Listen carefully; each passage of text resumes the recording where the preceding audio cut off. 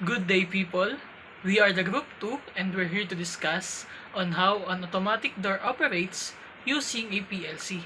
So sit back, relax, and enjoy our presentation. First, let's talk about the setup. A PIR sensor will be used to detect people in the front of the door. Next, a metal detector has been installed on the gearbox. This sensor will detect the gear teeth and output pulses to the PLC input, acting as an encoder to track the door's current position. Finally, a three-phase motor will be used to open and close the door. This motor has a brake disc that will be used to stop the door.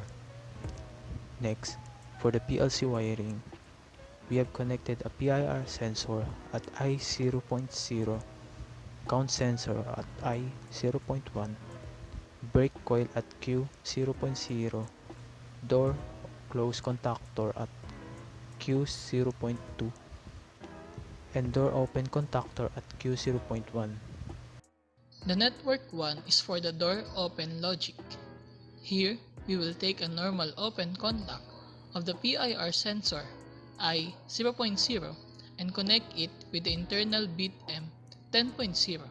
This bit will be used as a command to open the door when the PIR sensor is turned on.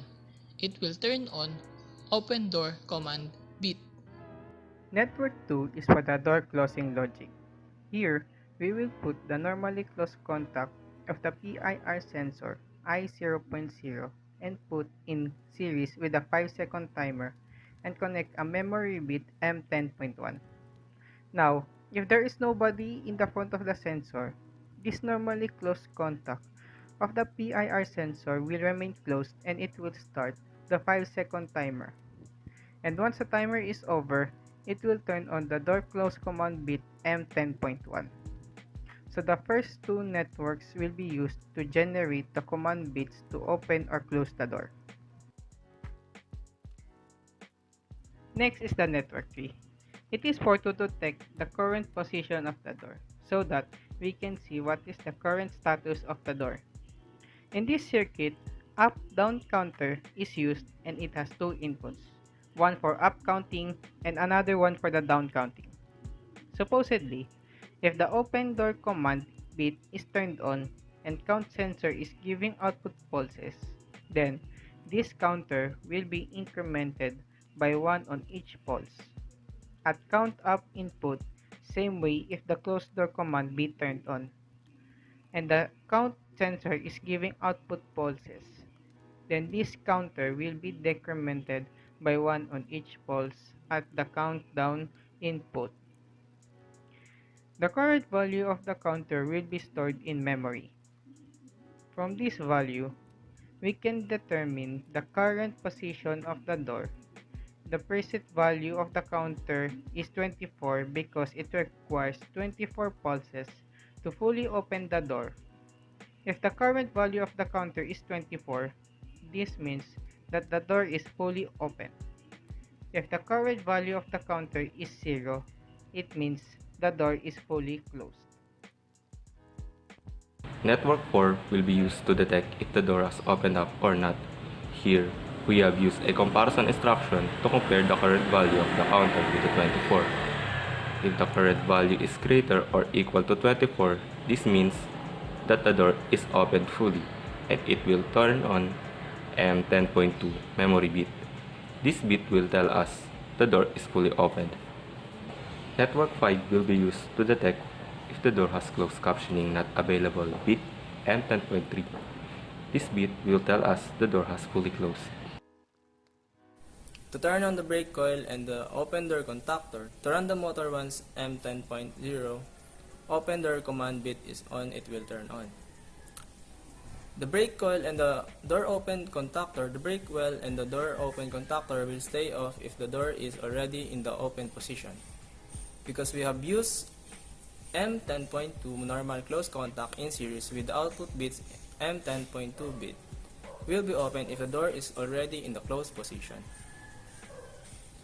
To turn on the brake coil and the door close contactor, to run the motor in the reverse direction once the M10.1 closed door command bit is on. it will turn on the brake coil and close contactor brake coil, and the door close contactor will stay off. If the door is already in the closed position because we have used M10.3 bit normal close contact in series with the output bits M10.3 bit will be opened if the door is already in the open position, and thus brake oil and the motor contactor will stay off. Now let's see if the program works correctly. If it's working as per our requirement right now, there's no one in front of the sensor. So the normally close contact of the PIR sensor I 0.0 stays close. Then it will start the 5-second timer. Once the timer is over, it turns on the close door command bit M10.1. You can see that the counter value is 0 right now. This means that the door is already closed position. Now if we go down to the network 7, door close command M10.1 is on, but the brake well and the close contactor remains off because the normal close contact of the door close bit M10.3 right now because the counter value is 0 and the comparison operation had turned on the door close bit M10.3 now. If someone comes in front of the PIR sensor, it will turn on the open door command. If we go to the networks, stick the brake coil and the door open contactor turned on and the door starts to open now. If we open the counter, you can see that the current value of the counter is incremented by 1 with each pulse of the counter sensor. So now we are tracking the current position of the door. As soon as the current value of the counter turns 24, the door stops moving. As you can see that the current value of the counter is 24 and the comparison operation turns on the door open bit M10.2 and the normal close contact of M10.2 opens up and it had turned off the brake coil and the door open contactor. Now nobody is in front of the PIR sensor. It will start the 5-second timer. Once the timer is over, it will turn on the door close command M10.1 and the door starts moving. Now if we see the counter, its current value is decremented by 1 with each pulse of the count sensor and the current value of the going down. We can track the current position of the door while closing. If we go to the network 5, as soon as the current value of the counter reaches 0, the comparison operation had turned on the close bit M10.3. If we go to the network 7 door close command, but it's still on the normal close contact of the close bit M10.3 opens, keep the brake coil and the motor contactor off. So this how we can automatically close the door using sensor, pick and a motor. Summary. Sum it up, in order for us to automate a door through PLC programming and wiring, at first we need the PIR sensor or the passive infrared sensor. It is being used to detect if there is a person in front of the door. Second, we need a metal detector sensor that will act to track the current door position. And third, the 3-phase motor that is used to open and close the door. As for programming part, in the beginning, there will be a normal open contact for PRI sensor that is connected to open door command bit in order to make the door automatically open once the PIR sensor senses that there is a person in front of the door.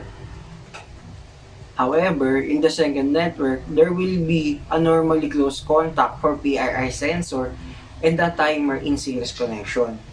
This time, we put a timer in order for us to automatically close the door because the moment PIR sensor senses that there is no human or person, the timer will start to count down. And once it reaches 0, the close command bit will be turned on. To make it short, the network 1 and 2 is used to generate command either the door will open and close. The network 3 is used to track the current position of the door. It is possible by using the counting sensor, using counting up and counting down the given pulses. We can track the current position of the door, it is fully open or fully closed.